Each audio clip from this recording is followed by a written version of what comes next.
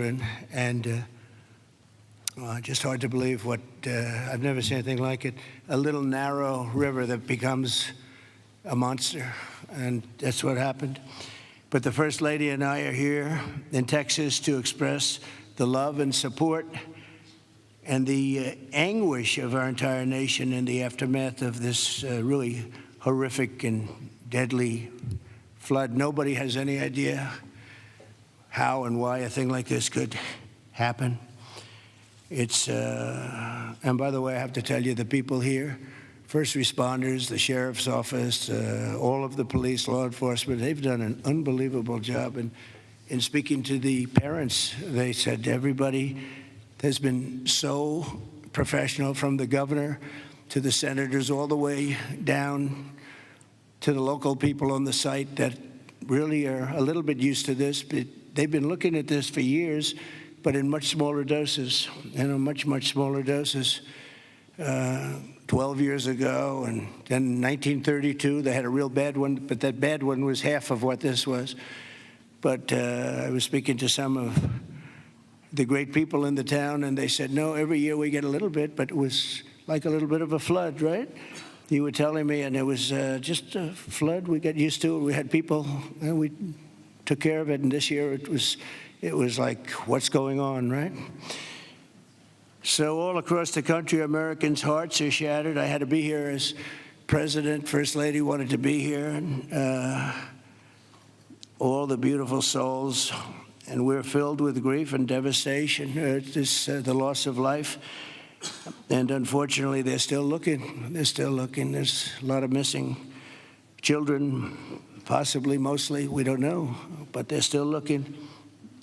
And they'll find everybody, but it's not an easy thing. You would think it would be easy. It's very tough. I looked at what they're going through, what they have to do. But dozens and dozens of precious children taken from us with such, I looked at the pictures of almost all of them, and it's terrible. Following a torrential downpour, the worst that anyone's ever seen, Guadalupe River rose 26 feet in less than 45 minutes, and I've even heard it went well over 30 feet. There's one story that one person said it had to be 60 feet at one moment. This is like a giant wave in the Pacific Ocean that the best surfers in the world would be afraid to surf. And it unleashed a catastrophic flooding as most residents were asleep in their beds. A very dark evening. The waters claimed at least 135, 140 lives. They're getting that count, but the count that they don't have is how many are still missing. But a lot of lives, a lot of young angels. At the Girls Christian Summer Camp, known as Camp Mystic, a legendary camp, a camp that people would want to go to from all over the country. People, parents, they come and they would stay with their children. They'd stay in other cabins just to be with their children, but a legendary place. They were there because they loved God. And as we grieve this unthinkable tragedy, we take comfort in the knowledge that God has welcomed those little, beautiful girls into his comforting arms in heaven. And we believe that, have to believe that, and we do. And we lost some wonderful people beyond the little girls. We lost some very brave men and women that tried to save the girls. As our nation, we mourn for every single life that was swept away in the flood, and we pray for the families that are left behind. It's amazing the incredible spirit from those families. I don't know. I don't even know how they do it. But moments ago, Melania and I spent a lot of time with them. That's why we're a little late. I think this was a good reason to be late, frankly. And we just gave our warmest condolences. But you say to yourself, how do you give condolences? How do you do that to a young person that 3 days ago was here, 4 days ago was here and vibrant, and now is no longer here? The search for the missing continues. The people that are doing it are unbelievable people. That you couldn't get better people than this anywhere, Christy, right? Anywhere in the world, you couldn't get better people. And they're doing the job like I don't think anybody else could, frankly. And I want to thank them. I want to thank all of these great first responders who raced into very grave danger. We have some people that were incredible. The single Coast Guard rescue crew saved an incredible 169 children at Camp Mystic, 169. And the camp staff was also incredibly courageous. Are those Coast Guard people around here someplace? Because I hear some incredible people. And I actually, Scott Ruskin, is he around? Where's Scott? He's not here right now, sir, but he will be here later, and I will be. Oh, okay. Well, you let him know. With some, and John Dunn, the owner of the Hunt store, was a flood. Where are you? Okay, good. We spoke a little while ago, and it's sort of John was telling me some stories about that store, and it was just really amazing. Yes, Mr. President. First, let me correct. I was owner of the Hunt store from 2013 till April of last year, where I actually sold the store to Haley and BB Lehrman, who are excellent operators, and they're on the ground right now in Hunt, leading the effort there together with the fire department, the churches, the schools, what have you. And they're doing a phenomenal job. Good job. My role in it is I had seller finance the deal. And you're going to bring it back? I'm absolutely going to bring it back. And the walls are up, the two walls are up, and you're going to... There's belief out there that it was a total loss. It's not. A gentleman by the name of Larry Graham put up some incredible walls in 1973. And he's a great engineer, and those walls are still standing. Save the walls. Save the walls. Okay. And the goal is, and I think we can get it done, between Haley, BB, myself, and some outside help that we're going to be getting, I think we're going to get it reopened very quickly. Good. I think it's important to get it open quickly because once we do, the community can get back to a sense of normalcy. I think it'll be good for the community. I think it'll accelerate the recovery process. There's a lot that has to be done, but I'm impressed and very pleased with the resources that I think are going to become available through the conversations with Chip Roy, Governor Abbott's office, and others, that we will get it done quickly. Yes, sir. Thanks, John. Good luck with it. Okay, I'm sure you will. The search for the missing is continuing, as you know, and today I especially want to thank all of these incredible people from the Coast Guard, and you'll give my regards in particular to some of the people we mentioned. Every American should be inspired by what's taken place during this short period of time, and I want to thank Governor Abbott. He's an amazing guy. We come very, very close politically and personally, and we've had a tremendous relationship with Texas. I guess Texas brought us together. We were together fine, but now we're together a lot more, and I want to thank Cecilia, your great wife, who's been our friend for a long time. The job you do is really incredible in so many different ways, including with the border and every different way. Admired by everybody. Secretaries, Christine, Brooke Rollins, Scott Turner, and Administrator Kelly Loeffler, they all wanted to be here. Some of them hopped on the plane with me. Senators John Cornyn and Ted Cruz, you're here among us.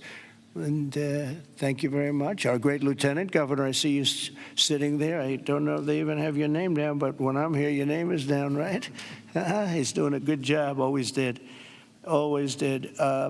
Also, numerous members of Congress, including Chip Roy from the district. This is Chip's district. I had a lot of time last week we spent with Chip Roy getting that great, big, beautiful bill passed. And who would have thought... and he's not easy, but he's good. Where is he? Where's Chip? Who would have thought this was going to happen? And he called because we had a big ceremony set up, and he said, you know, we have a little bit of a flood here, and I think it's going to be a little bit, I better stay here. I better not come back and go to it. And he wanted to be there. He was a part of it, a big part of it. And then he called again, and he said, this is bad. And then it got really bad, far beyond your worst, wildest imagination, right? So thank you very much, Chip.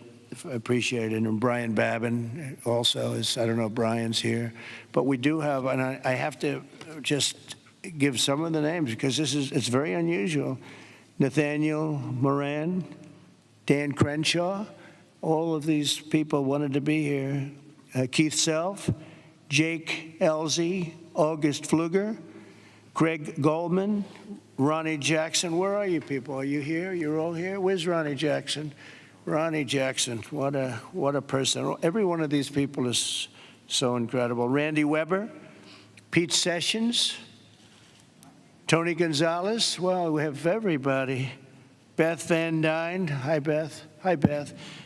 Roger Williams. Brandon Gill. Hi, Roger. Brandon, you're here? Yes. Thanks, Brandon. Doing a good job, Brandon. Michael Cloud, John Carter, and Wesley Hunt. And we have others, but I'm not, we have to get on with it. But I did want to ask Lieutenant Governor Dan Patrick. He's been my friend from the beginning. He's been the chairman of all three of my campaigns, and all I know is we won by record amounts. So I guess you were a pretty good chairman, right, Dan? And his son is fantastic too. But right, Dan? And his son is fantastic too. But Attorney General Ken Paxton. Ken's around here someplace. Hi, Ken. Hi. And Director of the Texas Department of Public Safety, Freeman Martin.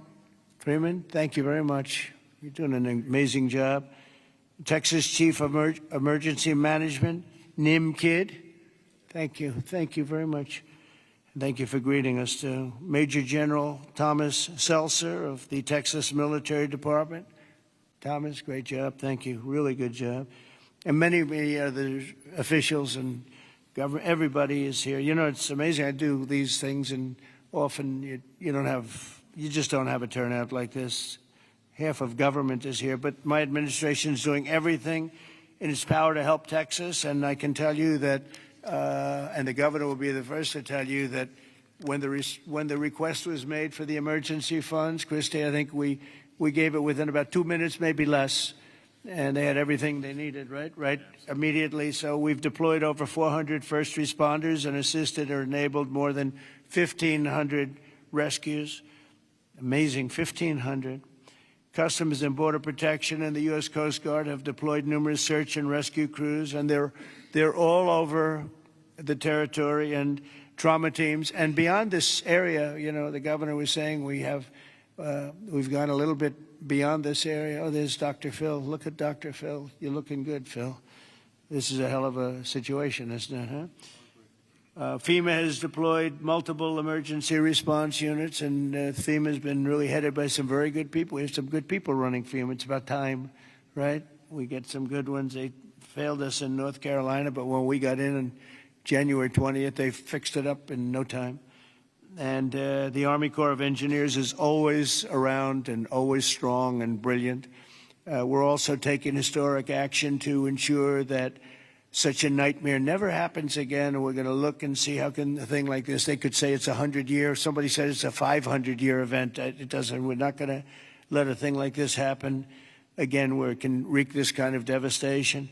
Earlier this year, I directed a sweeping review of the preparedness and critical infrastructure. I think, again, I have to say, whenever I say that, I have to say that the level of professionalism was incredible. But we'll all work together to find out exactly what can be done, because they do want to rebuild, and they're going to. I just want to say we have a wonderful First Lady, and she's done a great job as First Lady, and she really very special woman when she saw and met the people that we met just a little while ago. It's very devastating. And would you like to say a few words, honey? My deepest sympathy to all of the parents who lost beautiful young souls. Deepest sympathy from all of us to the community, to everybody who lost a loved one. We are grieving with you. Our nation is grieving with you. We just met with the wonderful families. We pray with them. We hug. We hold hands. Welcome in to CBS News 24/7. You've been watching President Trump on his visit to Texas, talking live. He's been meeting with first responders and others impacted by the deadly flooding in Kerr County on July 4th. The floods killing more than 120 people. 170 are still missing after the floods. Just moments ago, the president spoke about meeting with the victims' families and first responders. Let's take a listen. But moments ago, Melania and I spent a lot of time with them. That's why we're a little late. I think this was a good reason to be late, frankly. And we just gave our warmest condolences. But you say to yourself, you know, how do you give condolences? How do you do that to a young person that 3 days ago was here, 4 days ago was here and vibrant, and now is no longer here? The search for the missing continues. The people that are doing it are unbelievable people. That you couldn't get better people than this anywhere, Christy, right? President Trump giving those comments just moments ago. CBS News White House reporter Olivia Rinaldi is with us right now. Olivia, what is your takeaway from what we heard from the president, and specifically what the White House is saying about federal versus state response in Texas today? Well, it's good to be with you. The president spending his time here in Texas meeting with not only first responders, but victim families. You can see behind me the victim memorial wall that is here in Kerrville, Texas. They're expected to have a memorial later today, but the president toured some storm damage and got a briefing from those search and rescue teams about just how much the Guadalupe River swelled in the early morning hours of July 4th. So the president here has been meeting with those victim families and talking about the search and rescue that's underway for 170 people that are still missing. So there's a lot at play here. The president acting as comforter-in-chief for this visit. But to your question about that aid, the president did issue an expanded aid designation for several other counties here in Texas. We're in Kerr County. The president issued it for about 8 other additional counties, which just gives you a scope of the devastation, how big the flood damage is here, how widespread it is. So the president offering more aid there, but you also heard him talking about FEMA. A lot of questions about what he plans to do with that federal agency. That federal agency is run by the Department of Homeland Security, and they have been chipping away at not only the staff, but the focus of FEMA and who will be in charge of handling disasters like this on the ground. The president giving some credit to FEMA for their reaction, giving credit to Secretary Noem for her quick response on some of the reaction to the flood here. But still a lot of questions about what the future of FEMA looks like as an agency at the federal level. Yeah, and for the people there, help cannot come soon enough. But what is the timeline when it comes to getting federal aid to Texas? Did he define that? Well, the president says that they approved the federal disaster declaration as soon as it came in. They said they got the request from Governor Abbott and they approved it right after. But now comes the giving of that aid. That's going to take a process of several months, potentially years, that the federal government really pays out for these disasters. The president also mentioned Hurricane Helene, which we saw crazy, insane flooding from that back in September and in North Carolina. And they're still paying some federal aid to that as well, making sure those people are getting what they need to move forward. So looking at this disaster, we're just in the early stages of what they're going to need here on the ground to make sure that they're able to really rebuild this devastated community. Olivia Rinaldi. Olivia, thank you so much. We continue to stay in Texas in the coverage. We said 170 remain missing. CBS News reporter Karen Waugh has the latest on the search efforts happening right now. Hey, good to be with you. So we're standing in front of a memorial in downtown Kerrville here that's been put up for the about 120 people who are confirmed dead from these deadly floods. You can see so many of the portraits, many of them children, flowers and crosses, people coming here to pay their respects and collectively grieve. We are on day 8 of this search mission, and unfortunately, as the days go on, hope is dwindling for the about 170 people who are still missing. Still, Texas Governor Greg Abbott says they will not stop until they find every single person who's missing, make sure everyone is accounted for. They're using helicopters, drones, boat rescue crews, ATVs, we've seen mules, horses, cadaver dogs, different types of canines, every resource possible. Agencies from other states have come into Texas to help, as well as agencies from Mexico to assist in this effort. Also, other nonprofits have come to volunteer their time and resources, making sure that folks and victims' families have things like food, clothing, water, help, support in case they are displaced.